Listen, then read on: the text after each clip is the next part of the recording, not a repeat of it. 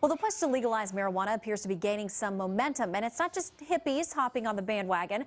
Our next guest is a Republican activist, a married mother of two, and that she is arguing that marijuana legalization is a conservative issue.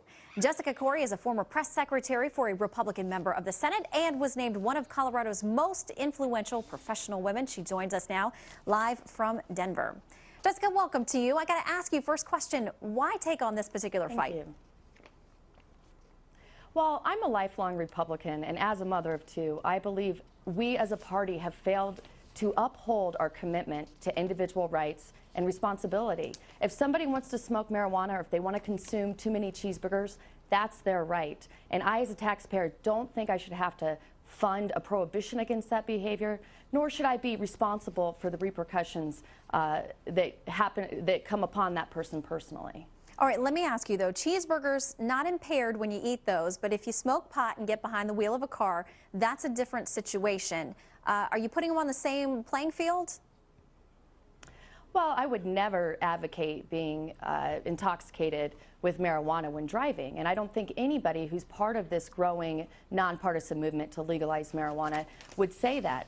But in fact, we would say that obesity, alcohol, cigarettes, all things that are legal are far more dangerous than marijuana. And as a mom, I look at such key emerging science, which our government has neglected over the last decade.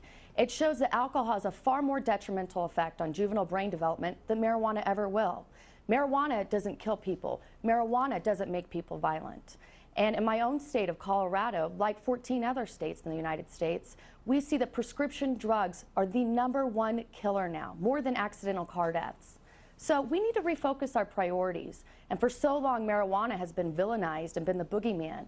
But the science shows that it is actually much safer. And our public policy priorities in these incredibly difficult fiscal times should reflect these realities. All right, Jessica, we are talking about a mind-altering substance, marijuana, as well as alcohol as well.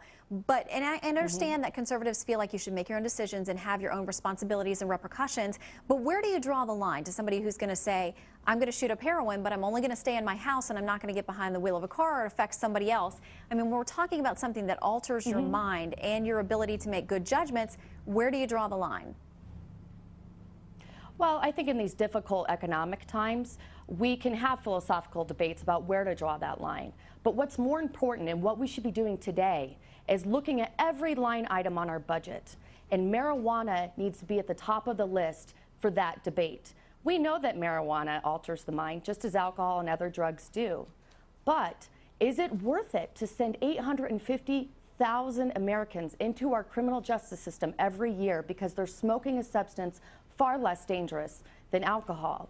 Is it worth it to spend $30,000 a year per drug offender in this country to put them behind bars? Meanwhile, we have violent, real criminals being let out of our prisons because they're bursting at the seams.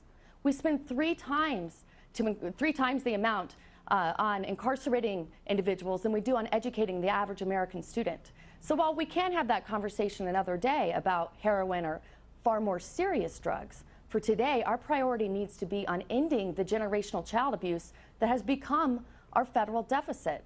My girls deserve better than a government that is going to bankrupt them over marijuana. And I'm not going to stand here, or sit here rather, and take that easily. All right, Jessica Corry, a very interesting debate. Thank you so much for your time today. Thank you. I appreciate it.